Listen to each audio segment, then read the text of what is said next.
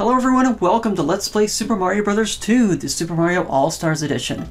We begin this episode with World 6, and we select Toad for World 6-1.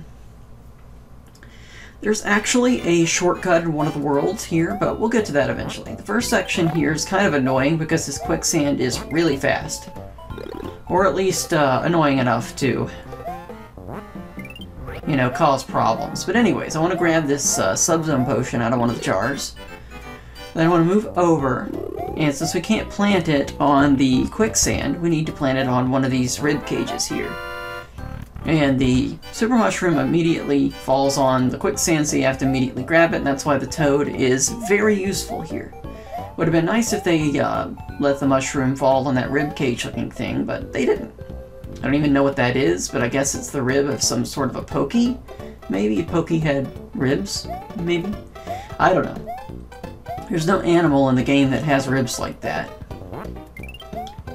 Even the cobrats don't have ribs like that. They're too thin. Or maybe that's really, really in the foreground. At any rate, if you're wondering what's down here, it's just a turtle shell.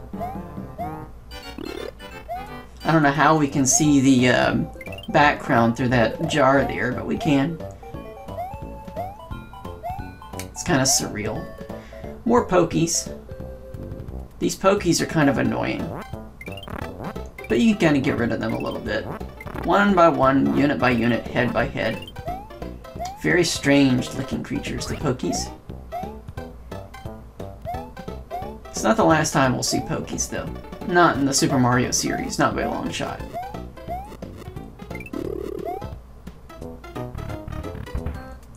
We also have a sub-zone here with another mushroom.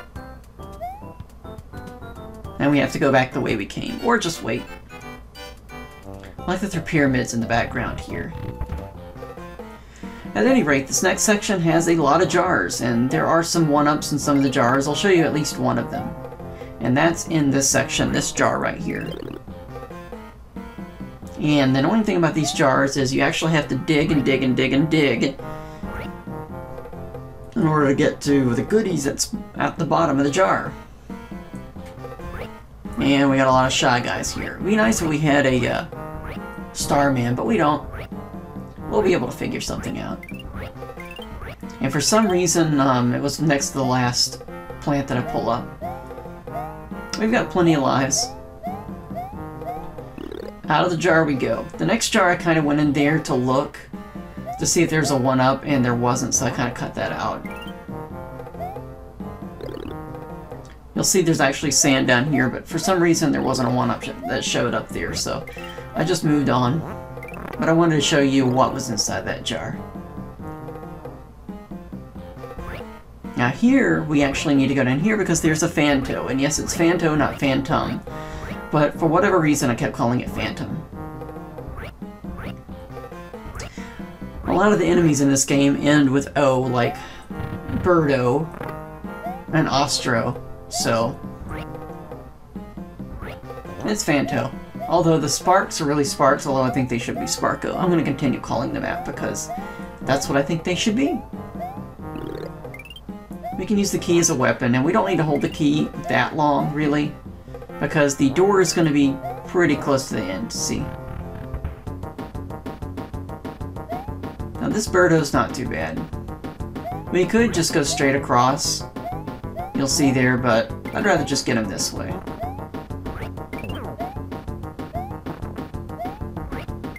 Maybe this is the other Birdo that gives out nothing but fire, but this one has a couple of mushroom blocks, or toadstool blocks. The other Birdo in 5-1, I think it was, didn't. So I like that they've taken an enemy that you see in almost every single level and make it a little challenging sometimes by just changing the environment and what weapons you have available to kill it. Now this is a pain in the ass, this level, but it's still fun.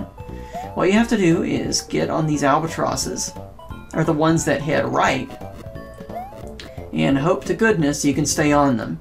If you get the one that's towards the bottom here, towards the bottom of the screen, you should be mostly okay.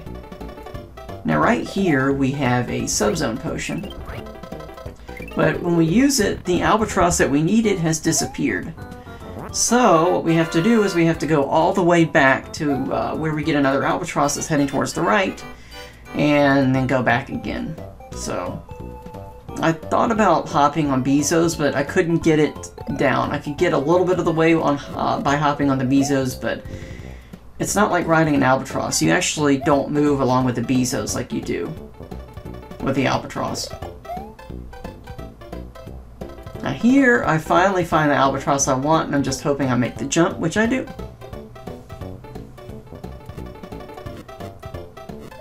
Now we just poke our way across. Now sometimes you can actually avoid getting hit by the albatross if you duck on it, but I'm talking about the albatrosses that come from the other direction. It doesn't work for the Bezos, see? And I suppose I could have ducked under that, but I didn't.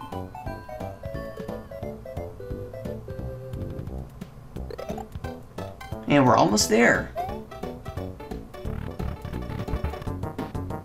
And that level was pretty short. Level 6, World 6 rather, is actually kind of short compared to World 5 and World 3.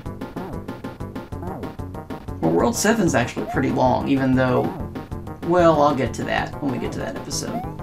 It may be a day or two by the time I get to World 7. I may take a minor break between Super Mario Bros. 2 and Super Mario Bros. 3. It all remains to be seen.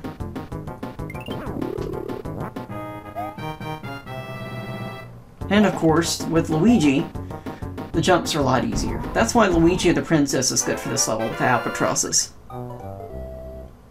I think 25 lives is fine. We don't need any more than that. I'm going to select Mario for this level.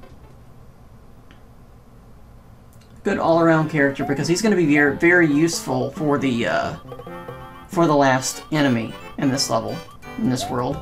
Now here's a shortcut, and I thought about doing this in a separate segment, but I thought I'd go ahead and show that you can go back and forth on it. The best way to do this is just to, as soon as you're far enough in there, hold left so you don't sink in all the way, and just keep jumping, and you should make it without a problem. And you go up, and through the door. Now this takes us to the end of this world, or this level. And look at that block down there, we'll be here later. But I'm not going to shortcut the level, so now we got to work ourselves back. And this quicksand is actually pretty quick. I don't know if this is the quickest quicksand in the game or not, but it is kind of a pain in the butt. Now here we got a subzone potion, and I think, yeah, this is the quicksand that's faster.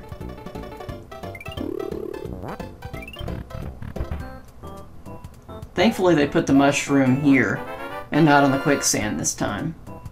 That would have sucked if they did it, because you wouldn't have much time at all to get the mushroom. Here I'm trying to see if I can ride the Pokey here and force it to go a certain direction, but I can't, so unfortunately that's life. Now this is the biggest door in the game as far as I can remember. I don't think there's anything in World 7 that's bigger. Maybe there is, I'm not sure. But I like that they created just a giant door for us. I haven't played World 7 in quite a while, so I'll get to it eventually. I just want to go ahead and get past World 6 first. Some of the things I remember about World 7, some things I don't. Now here, it's kind of annoying to get the next mushroom for the final vitality point, and I would recommend it. I mean, you might as well. Here I was trying to figure out the best way to get to it. What you want to do is break open this wall here. You don't have to break open the wall that's below my feet there. I just got confused.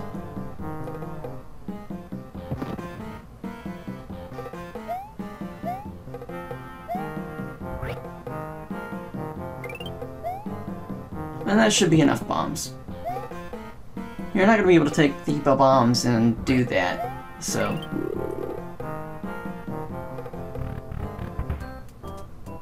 Anyway, grab the mushroom. Now we can just chill out for a while.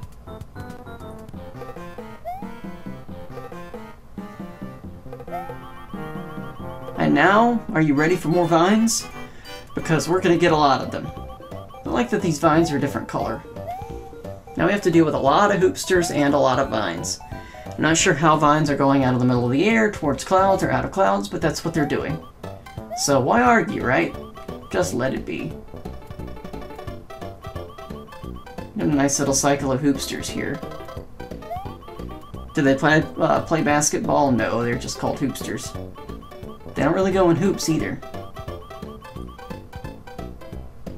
And they're not hoopers like Mr. Hooper off of Sesame Street. And yes, I remember that. I'm that old.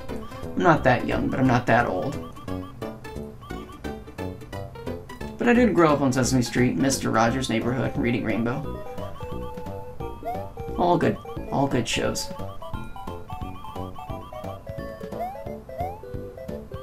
Are you sick of vines yet?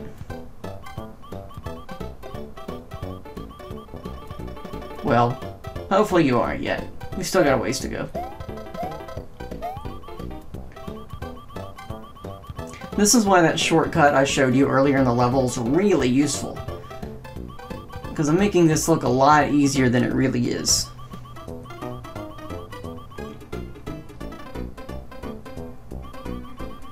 We still have a ways to go.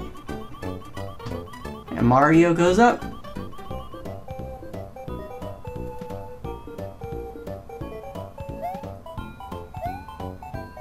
And the final pyramid. If you remember, this is where the shortcut led. If you couldn't figure that out.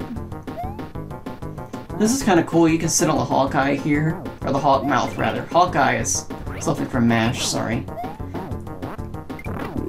The Hawk's Mouth. And you can kind of attack the birdo that way. Is this the end of World 6? No, not at all. What enemy awaits us at the end of World 6? Looks kind of like this is a room made of Legos, doesn't it? Anyways, we've got Triclyde. And he will take more hits than the last one in World 2. But that's okay, we can take care of this. It's not a problem. The unfortunate thing is that it's kind of difficult to get these mushroom blocks back. Once you throw it on Triclyde, that's it. Oh, never mind, he does take only 3 hits. Sorry about that, I'm doing the commentary a couple of days after I recorded this. Thought he took more than that, but I guess not. I guess that's fair, because they don't give us enough mushroom blocks. Anyways, that wraps up level 6, so thank you so much for watching, and have a good day. Bye.